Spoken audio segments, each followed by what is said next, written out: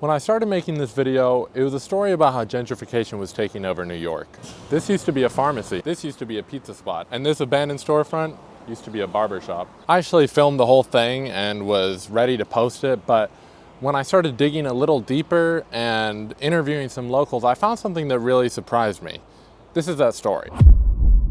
Behind me is Bedvine, a brewery that opened up 12 years ago on the corner of Tompkins and Putnam as a gathering space for the community. Originally, it was meant to just be a craft beer store, but locals were coming in and looking for a place where they could really socialize and hang out, so it evolved into the it spot to get a drink. More than just a bar, it was really a third space in a world that's losing more and more of those every single day, and it was really an anchor for this block that's known as Black Girl Magic Street due to its amount of businesses run by women of color.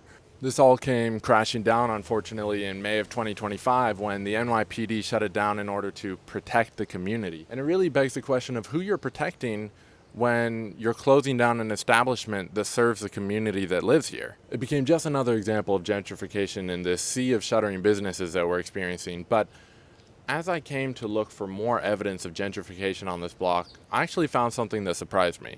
I'm going to come back to that. Let's start with how we got here.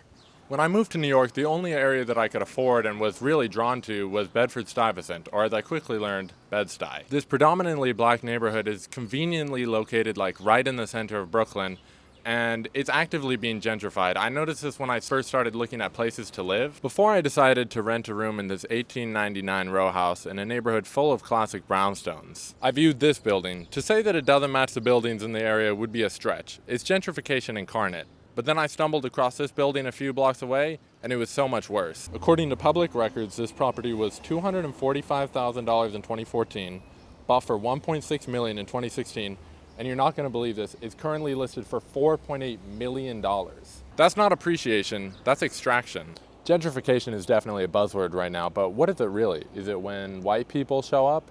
Is it when the classic $1.50 New York slice becomes a $5 artisanal New York style slice? Or maybe it's when buildings like this show up in Brooklyn. Technically, gentrification is when people with higher income move into a lower income area, raising prices and pushing out the original residents. And these are signals, sure, but I think it's something deeper than that, something cultural, almost spiritual. It's easy to point fingers at the developers and the landlords, but it's about the people that move into those buildings too, and the attitude that they bring with them. It's really the process in which businesses like Bedvine and community events get pushed out when the newcomers come in and choose to ignore them, supporting new businesses that really just cater to them instead of the original community.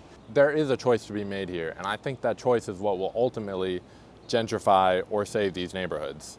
An Equinox here, big name banks here, a Whole Foods replacing your local grocer. These are all signs of a city becoming like every other city on the planet. Is it anything new? No. Is it unique to New York? Definitely not. But I think that it hits different here. New York has always been this beacon of diversity and counterculture, the exact opposite of this globalized internet monoculture that seems to be spreading all over the world right now. When I first started writing this, it was going to be this gloomy piece about how gentrification is killing the soul of New York and how it's all over. But after I interviewed my friend Chase, I'll just pass it off to him.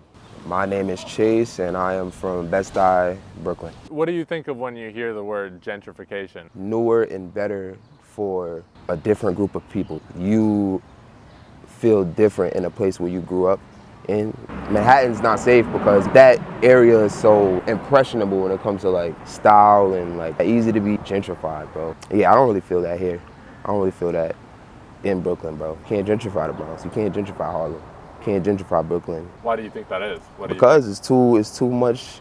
We already cooking, bro. You ask people who move from different places, become a part of the fold.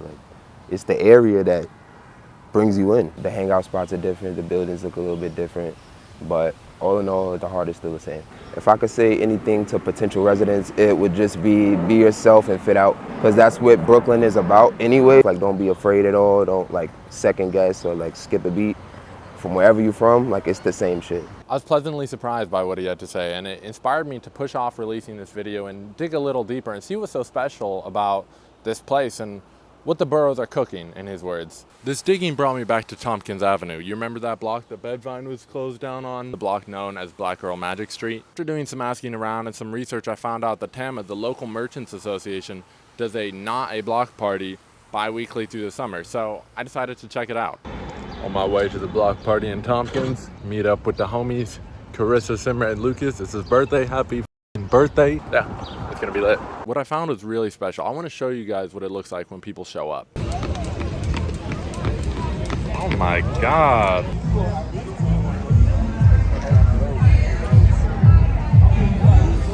Let's go. Oh!